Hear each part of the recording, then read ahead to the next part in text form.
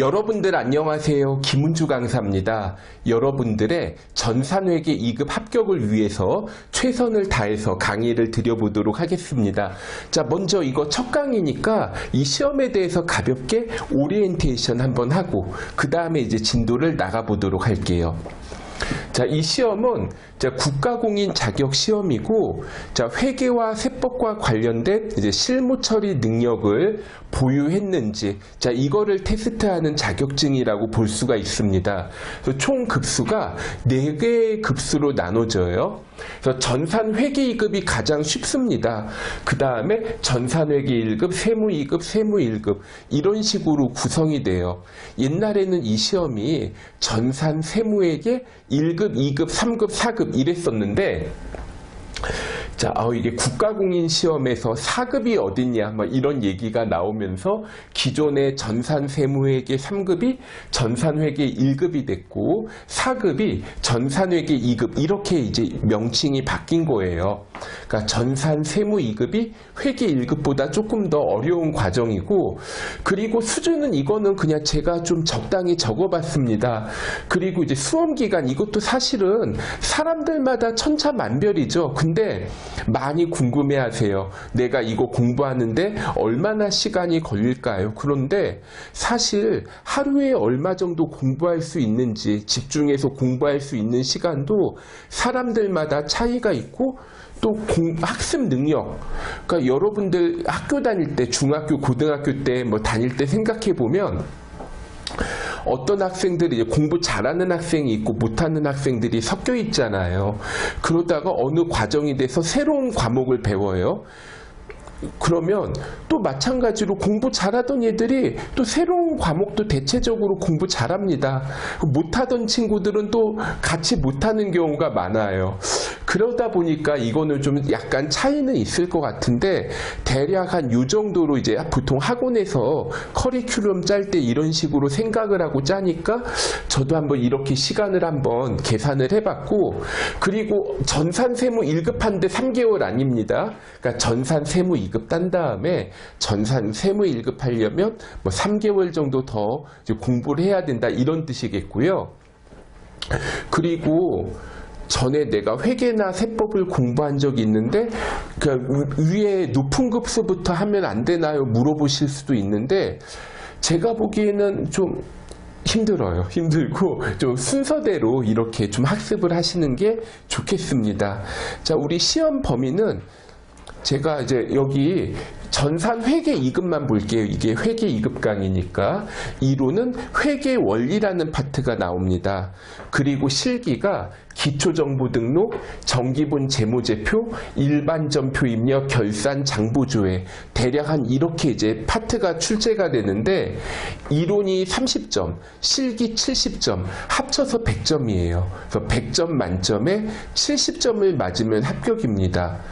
그리고 이 시험은 이제 이론하고 실기를 같이 이제 보거든요. 그래서 여러분들이 시험 볼 때 나는 실기부터 풀고 나중에 이론 풀어야지, 그런 것도 가능합니다. 자, 그 다음에 이제 학습 순서가 있는데, 이제 책을 이렇게 쓰잖아요. 그러면 사실 제 생각 같아서는 그냥 이 학습 순서대로 책을 쓰고 싶은데, 제 이제 교재로 제 일반 이제 오프라인 학원에서도 수업을 하고 그런 이제 학원들이 많이 있습니다. 그런데 이제 이거를 고용노동부에 이제 이 김은주라는 분이 쓴 교재 가지고 수업을 하고 싶은데 고용노동부에 이제 승인을 이제 청구를 하잖아요. 그럼 딱 여기에서 좀 요건이 있어요. 그러다 보니까 그 요건에 맞춰서 쓰려고 하다 보니까 이론하고 실기가 조금 구분을 해가지고 좀 써달라고 하더라고요. 그래서 좀 책이 앞에 3분의 1은 이론, 가운데 3분의 1은 실기, 마지막 3분의 1은 뭐 기출문제, 이런 식으로 구성이 되어 있는데, 여러분들이 인터넷 강의를 통해서 학습을 할 때 이론만 계속 하잖아요. 그럼 좀 지루한 면이 있을 수 있어요. 처음에 좀 이론을 어쩔 수 없이 하기는 하는데, 어느 정도 이론을 하면은 그 다음에 실기를 좀 하고, 그 다음에 또 실기를 하다가 또 어느 부분들은 이론적 지식이 필요해요. 그래서 이제 재무회계 이론하고 나머지 실기하고 마지막으로 기출문제를 통해서 정리를 해보는 시간을 가져볼 겁니다. 그리고 이 강의를 제가 시간표를 한번 짜봤더니 좀 그래도 강의 시간이 좀 길어요. 그러다 보면 여러분들이 내가 힘들게 노력했는데 전산회계 2급 자격증 하나만 따기에는 조금 아까운 것 같다, 이렇게 생각하실 수도 있을 것 같습니다. 그래서 이제 동시에 준비할 만한 시험으로 FAT라는 시험이 있어요. FAT 2급, 그러니까 한국공인회계사에서 주관을 하는데 좀 프로그램이 약간 다릅니다. 전산회계는 한국세무사회에서 주관하고 K랩이라는 프로그램으로 시험을 보는데, FAT 2급은 더존에서 나온 I 플러스로 시험을 보고, 그리고 이제 기업회계라는 시험이 있어요. 기업회계에는 이론만 40문제가 출제가 되고, 회계관리 2급이라는 시험이 있으니까 이런 시험도 참고로 같이 대비하시면 좋지 않을까 생각을 하고, 그리고 공부를 만약에 여러분들이 하잖아요. 가급적이면 연속적으로 하는 게 좋습니다, 사실은. 그러니까 전산회계 2급 다음에 전산회계 1급, 세무 2급, 전산세무 1급, 이렇게 이제 순서가 되는데, 이게 전산회계 2급 공부를 했는데 이제 합격을 했어요. 좀 공부하는 걸 좀 쉬고 싶어요. 좀 나중에 해야지. 그러면 그 전에 공부했던 내용들을 많이 잊어버립니다. 그래서 간혹 가다 보면 이게 한두 달 정도 공백이 있는 건 좀 따라올 수가 있는데, 몇 년이 막 지나면은 거의 이제 초기화가 돼버리는 것 같아요. 예를 들어 이제 저는 이제 수능 시험을 본 지 워낙 오래돼서 좀 제가 시험을 보던 때와 그리고 이제 여러분들이 이제 수능 시험을 보던 때가 좀 차이가 있을 것 같아요. 그런데 고등학교 때 예를 들어 뭐 인문계 학생들도 과학 공부하잖아요. 그러니까 물리라든가 뭐 생물이라든가 화학이라든가 뭐 지구과학 이런 거 이제 공부를 하거든요. 그러면 이제 대학교 4학년이 됐다고 해볼게요. 경영학과를 나온 대학교 4학년한테 물리나 화학 이런 거 물어보면 알까요?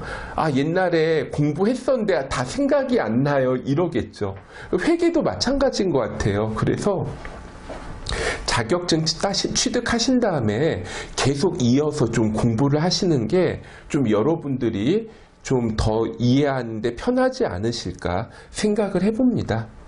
그리고 강의 교재는 2021년 이제 제가 쓴 책인데 S라인 전산회계 2급 교재 가지고 수업을 합니다. 이제 출판사는 도서출판 어울림이고요. 그리고 제가 이번에 2021년 책을 쓰면서 좀 노력을 진짜 많이 했어요. 그러니까 무슨 말이냐면 지금 강의를 드리는 시점에서 가장 최근의 시험이 93회 시험이 있거든요. 그리고 이 시험이 1회부터 9회까지는 국가공인이 아니었어요. 10회부터 문제를 제가 구해가지고 10회부터 93회까지 문제를 제가 기출문제를 다 풀었어요. 몇 회분을 푼 거, 80 몇 회분을 풀었죠. 80회분 이상을 풀어가지고, 그래서 이제 작년 책하고 좀 비교를 해가지고, 작년 책에, 이거 책이 없었던 것 같은데, 좀 시험 문제 나온 거 있네? 이런 거 있으면 조금 많이 집어넣었습니다. 그리고 또 이제, 이게 문제를, 출제를 할 때, 예를 들어 한 가지 주제 가지고 다양한 관점으로 물어볼 수가 있어요. 그래서 그런 문제들 좀 제가 다 일일이 담으려고 좀 노력을 해봤습니다. 그래서 좀 2020년 책하고 2021년 책하고 완전히 달라요. 그래서 이제 좀 2020년 책을 가지고 계신 분들은 2021년 책을 구입을 하셔서 수업을 들으셔야 되고, 나 책 사기 싫어 이런 분들 계시죠. 그분들은 2020년 수업으로 들으셔야 될 것 같습니다. 일단 2021년 전산회계 2급 수업 듣는 분들은 2021년 책으로 이제 수업을 들으셔야 되고, 그 다음에 이제 강의의 특징 살짝 제 자랑, 저자가 직접 강의, 이게 좀 나름대로의 장단점이 단점은 없는 것 같아요, 솔직히. 장점만 있지. 그래서 저자가 이제 직접 강의를 하면 좋은 점이 제가 남의 책 가지고 강의하잖아요. 그러면 가끔 가다 보면 이거 책이 좀 틀린 것 같은데? 뭐 그런 경우도 있을